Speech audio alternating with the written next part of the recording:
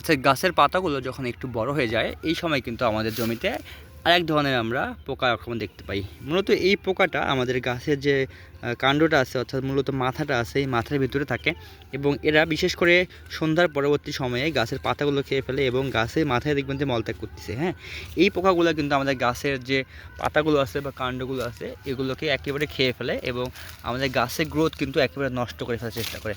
তো এই পোকাগুলো দমন করার জন্য আমরা একটু ভারী মাত্রার ডোজ ব্যবহার করব। সেক্ষেত্রে আপনারা ক্লোরাপাইরিস প্লাস সাইবারমেথ্রিন গ্রুপের ওষুধগুলো, যেটা 55 এসি, এগুলো ব্যবহার করবেন এবং এর সাথে যে অ্যামামেকটিন বেনজয়েড গ্রুপের ওষুধ, এগুলো কিন্তু একসাথে মিক্স করে আপনারা যদি 4-5 দিন পর 2-3 বার স্প্রে করেন তাহলে কিন্তু এই পোকাগুলো দমন হয়ে যাবে।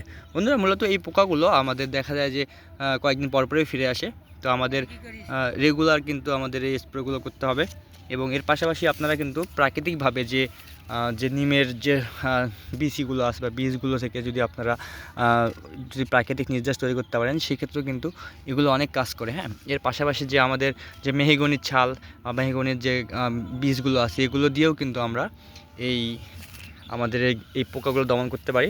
বিশেষ করে আপনারা যদি সন্ধ্যার পূর্ব মুহূর্তে যদি আপনারা স্প্রে করতে পারেন তাহলে কিন্তু এই পোকাগুলো মারা যায় এবং এরা বারবার ফিরে আসে না। হ্যাঁ, আমাদের বিশেষ করে আমরা যখন সন্ধ্যার পূর্ববর্তী সময়, অর্থাৎ শেষ বিকালে যদি আমরা স্প্রে করি তাহলে কিন্তু আমাদের এই পোকাগুলো আমাদের জমিতে দমন হয়ে যাবে।